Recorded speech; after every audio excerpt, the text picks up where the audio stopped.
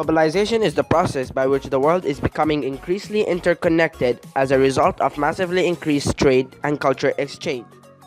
Globalization has been taking place for hundreds of years, but has speeded up enormously over the last half century. Globalization has resulted in increased international trade, a company operating in more than one country, greater dependence on the global economy, freer movement of capital, goods, and services, recognition of companies such as McDonald's and Starbucks worldwide. So how does globalization happen? Improved transport, making global travel easier. For example, there has been a rapid growth in air travel, enabling greater movement of people and goods across the globe. Containerization. From 1970, there was a rapid adoption of steel transport container. This reduced the cost of intermodal transport, making the trade cheaper and more efficient. Improved technology, which make it easier to communicate and share information around the world. For example, internet. Growth of multinational companies with a global presence in many different economies. Global trade cycle. Economic growth is a global in nature. This means countries are increasingly interconnected. There are three main classifications of globalization. Firstly, political globalization. It refers to the amount of political cooperations that exist between different countries. Social globalization.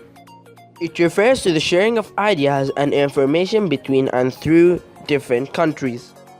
Economic globalization. It refers to the interconnected of economies through trade and exchange of resources. Transnational cooperations. Companies that operate in several countries are called transnational corporations. When a foreign company invests in a country, perhaps by building a factory or a shop, this is called inward investment.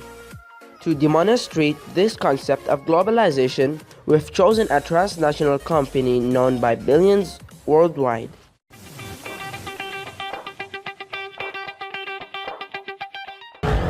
Zach, what are you doing on top of that van? Aaron, what are you guys doing? Watch this. Oh, what? I can't take it.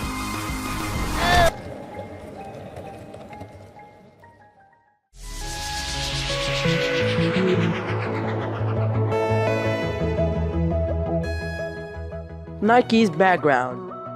Nike was founded in 25th January 1964, known as the Blue Ribbon Sport, and later on in May 1971, it was officially known as Nike. Nike employs more than 700,000 contract workers in over 700 factories worldwide. The list includes 124 plants in China, 73 in Thailand, 35 in South Korea, and 34 in Vietnam. More than 75% of the workforce is based in Asia. Nike's global headquarters is located in Beaverton, Oregon, USA. Founders: Phil Knight. And also the founder for Nike is Bill Bowerman. And the CEO and president for Nike is Mark Parker.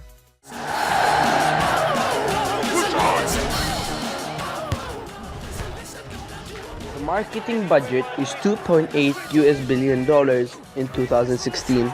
The revenue is $32.4 billion in 2016. The profit is $3.8 billion in 2016.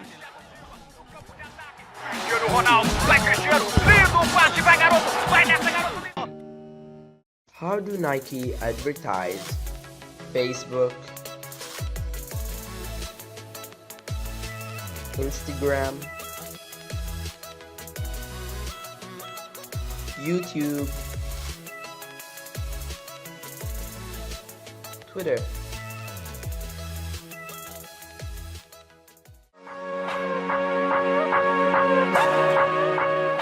Positive impact. Firstly, it provides jobs. The more factories, the more jobs needed.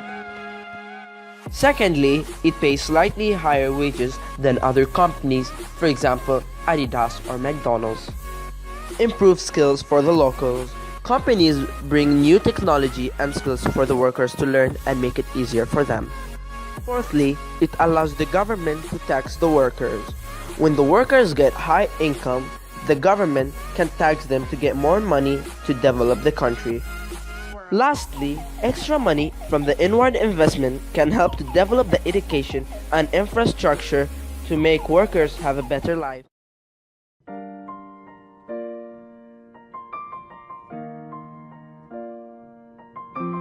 Negative impact. Firstly, workers suffer from sexual and verbal abuse by their managers. Secondly, child labor. When the country is an LEDC, children from the age of 5 and above will start working to support their family and get them money. Thirdly, transnational companies can quickly move their factories from a country to a country, which will make workers lose their jobs, and this will cause poverty. For example, in the late 1980s, labor costs in South Korea rose, so Nike decided to move production to Indonesia where costs were lower. Fourthly, they pollute the environment. Factories can produce carbon, which will pollute the air and make the carbon emission higher. Lastly, Nike set up so many sweatshops around the world and forced workers to work for a longer time and get low wages. Sustainable development of Nike. In 1993, Nike set up a reuse a shoe program to encourage people to recycle their old shoes.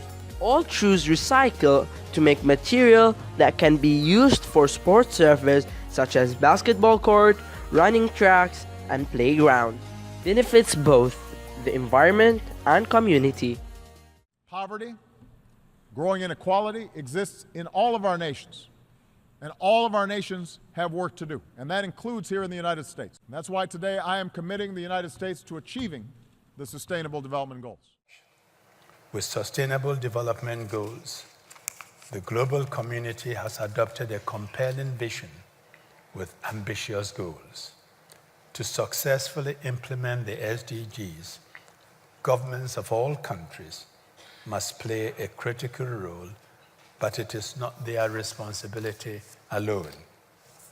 Fulfilling these ambitions requires the unprecedented effort by all sectors of society, and business, and I repeat, business must be at the heart of this endeavor.